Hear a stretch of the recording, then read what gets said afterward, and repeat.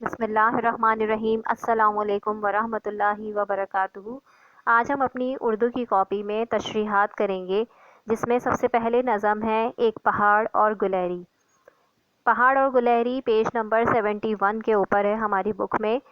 اس کا پہلا بند لکھیں گے، کوئی پہاڑ یہ کہتا تھا ایک گلہری سے، تجھے ہو شرم تو پانی میں جا کے ڈوب مرے، ذرا سی چیز ہے اس پر غرور کیا کہنا، یہ عقل اور یہ سمجھ یہ شعور کیا کہنا۔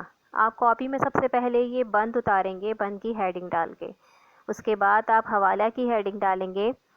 یہ بند نظم ایک پہاڑ اور گلہری سے لیا گیا ہے، اس کے شاعر علامہ اقبال ہیں۔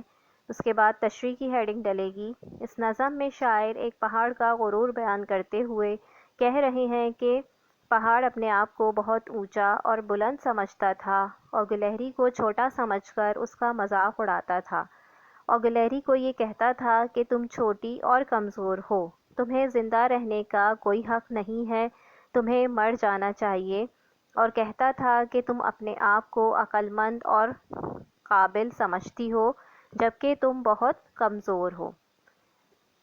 اس کے بعد ہم دوسرا بند دوسری پیج کے اوپر لکھیں گے پرندے کی فریاد کا۔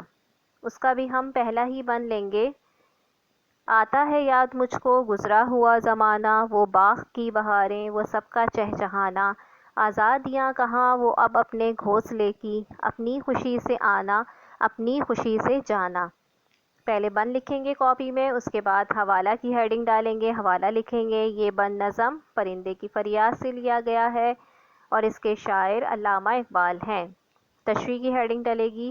اس نظم میں شاعر ایک قید پرندے کا حال بیان کر رہے ہیں کہ پرندے کو قید میں اپنا گزرا ہوا وقت یاد آ رہا تھا جب وہ آزاد زندگی گزار رہا تھا، اس کو اپنے ساتھی پرندے، باغ، گھونسلہ، پھول اور پودے یاد آ رہے تھے، اس کو وہ وقت یاد آ رہا تھا جب وہ آزادی سے گھومتا پھرتا تھا اور جہاں دل چاہے آتا جاتا تھا۔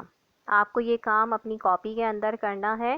ان دونوں نظموں کا ہم نے پہلا پہلا بند لیا ہے جو کہ آپ کو کاپی کے اندر کرنا ہے۔ امید کرتی ہوں آپ کو یہ کام سمجھ آ گیا ہوگا۔ اپنا خیال رکھیں گے اور کام کر لیں گے۔ اللہ حافظ۔